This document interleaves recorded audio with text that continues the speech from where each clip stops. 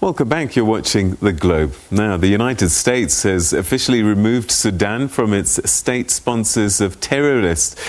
President Donald Trump gave the Congress the statutory 45-day notice of this move in October as part of a deal that involved Sudan paying $335 million to U.S. victims of terror attacks. At the same time, Sudan agreed to normalize relations with Israel. The U.S. put Sudan on the list in 1993 after it was used as a base for Al-Qaeda. Its removal should help with vital economic support measures, but the country was put on the U.S. list after the first attack on the World Trade Center in New York in 1993, when Sudan hosted a number of Islamist militant groups, as well as Al-Qaeda leader Osama bin Laden. The designation has meant that the U.S. stopped Sudan from getting debt relief and prevented the International Monetary Fund and other global institutions from lending to the country. Now, to discuss the importance of this story, we're now joined by Dr. Abdul Karim Elgoni from the Africa Diaspora Forum. Dr. Elgoni, thanks very much indeed for joining us and welcome to the program. Thank you very much, sir. Thank you for having me. All right, so how significant is this development for Sudan?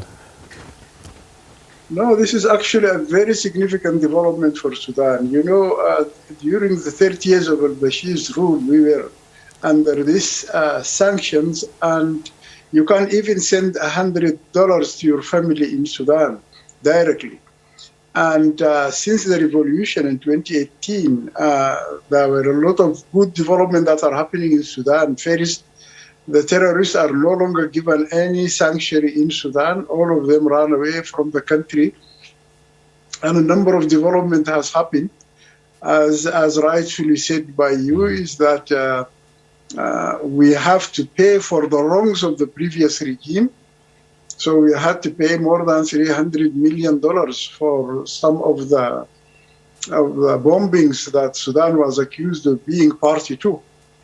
So now, as we are free and I can send money to my family in Sudan, it is a significant development for us. We are now part of the international business community.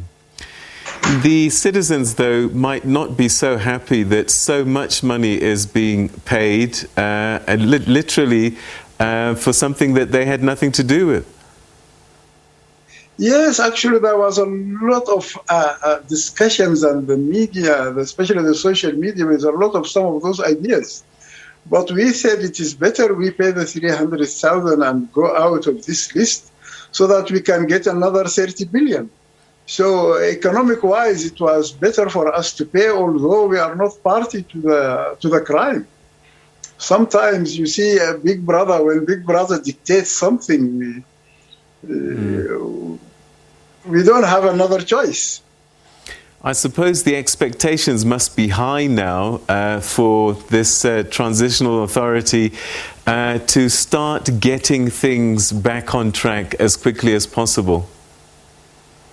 Yes, that is true. And actually, the Prime Minister, Dr. Abdullah Hamdok,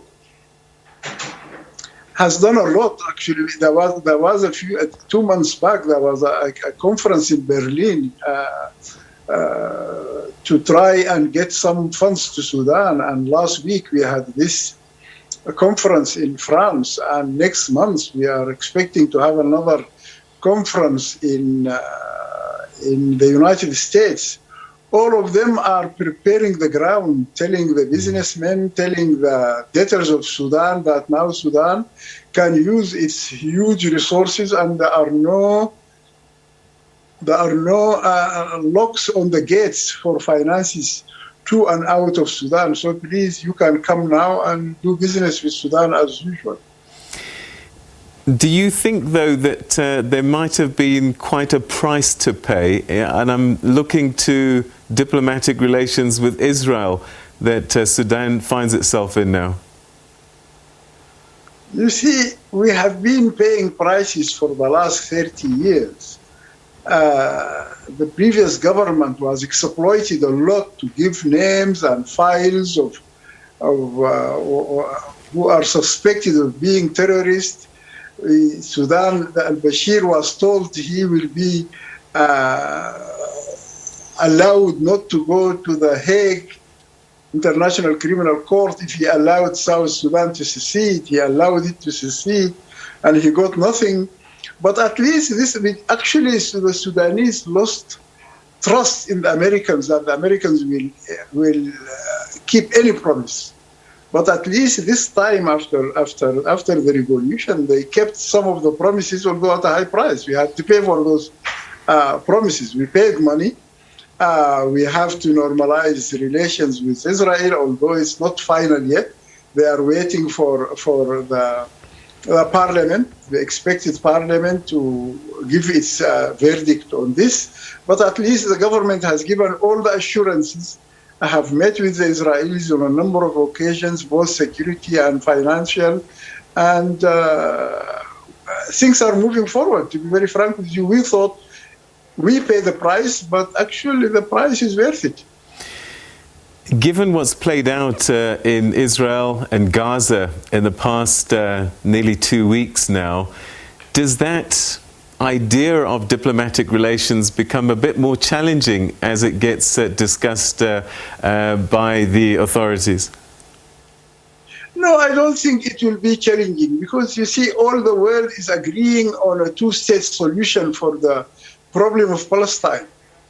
And the government said, although we are we are working on normalizing relations with Israel, we are like Saudi Arabia, we are like UAE, we are like Qatar, we are like Egypt, we are like Jordan, we are like Morocco, we are like Tunisia, we are like Mauritania. Those are all Arab countries who have relations, direct relations with Israel, and they are still insisting on the two-state solution. So we will push for that, and we hope that after what has happened in the last 10 days, this will be something that Israel will be put in a corner to accept. It has no other alternative.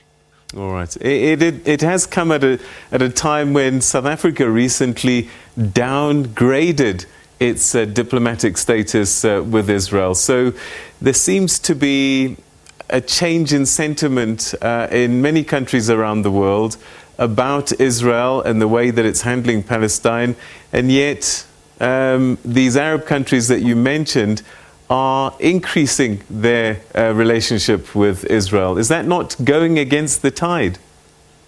It is going against the tide, and actually every human rights activist in the world and all people who are loving of our President Mandela are appreciating the stance of South Africa, and this is actually giving hope to all those countries to downgrade those relations. Whenever we speak about a country that is doing this, we mention South Africa, and we are very proud of that.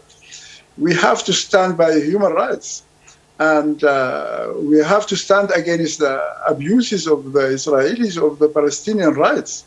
Everyone will stand by that, and we are taking cognizance of the South African stance, not only we in the Arab countries, but also all Muslim countries and all human rights loving people. They are taking a stance of this and thanking South Africa for this stance, because it gives hope that a solution will be found for the Palestinian problem. All right. Professor Dr. Elgoni, thank you very, very much indeed for joining us and sharing your thoughts with us. And let's hope that this, yes, brings a new chapter and a new order for the people of Sudan. And actually, I wanted to close by saying, since Sudan is now open for business, we are looking for a high-level political and business delegation to go to Sudan and be part of the development that are happening. We needed a South-South relations. We don't want the Sudanese market to be taken up by the North and by America. We wanted to encourage South Africans to go to Sudan, and we look forward to that. All right. Thank you very, very much indeed, and we wish you the best going forward. Thank you so much for your time. Thank you very much. Thank you.